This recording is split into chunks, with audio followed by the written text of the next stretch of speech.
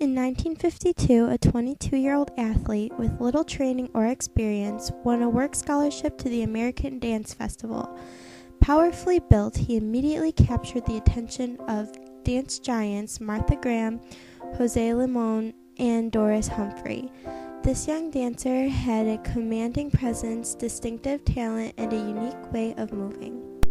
Taylor was invited to join the Martha Graham Dance Company, where he began his professional career. While starring as a soloist with Martha Graham's company, Paul Taylor assembled the Paul Taylor Dance Company. Throughout the long career that has followed, his company became one of America's premier troupes. Today, Taylor is considered by many to be the greatest living choreographer. While still with the Martha Graham Dance Company, he danced for a number of other great contemporary choreographers, including Merce Cunningham and George Balanchine. It was, however, with his own dance company, which he founded in 1954, that Taylor made his greatest contribution to the art of dance. Taylor composed dances of everyday gestures, such as checking a watch or waiting for the bus. Once seen separated from their context, one can recognize the richness of these everyday movements. For Taylor, a dance is the first step in returning the viewer to the street, more aware of the beauty in the simple movements he or she sees every day. Throughout the late 50s, 60s, and 70s, he performed some of the most exciting and inventive dances of the time. Duet of 1957 was an experimental piece in which Taylor stands next to a reclining woman in street clothes and neither one moves.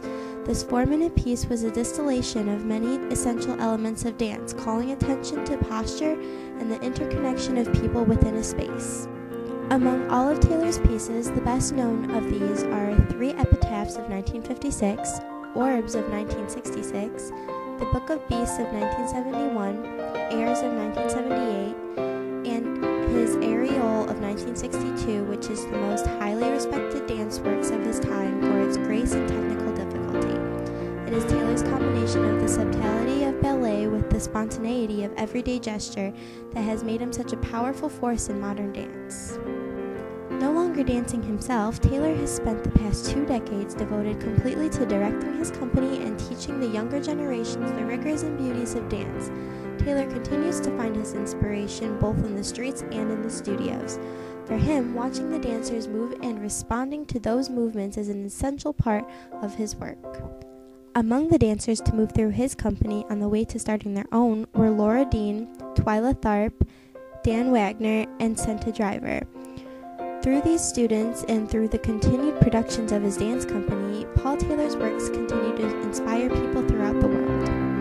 To distinguish his choreography, Paul Taylor incorporates everyday gestures rather than just dance moves. Through his body language, he is able to convey his emotions and imagination. Taylor's masterpieces are known for their wit, warmth, musicality, and excitement. As a choreographer, Taylor utilizes a wide variety of movement styles, some of which he describes as flat, two-dimensional in appearance, dance scribbling, emphasis on action rather than shape or line, and lyric, which is long arms.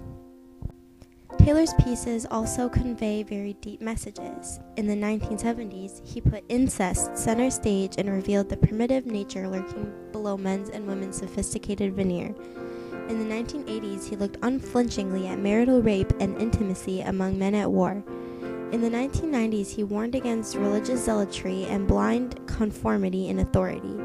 In the first decade of the new millennium, he condemned American imperialism, poked fun at feminism, and looked death square in the face. And yet, while his work has largely been iconoclastic, Taylor has also made some of the most purely romantic, most astonishingly athletic, and downright funniest dance pieces ever put on stage.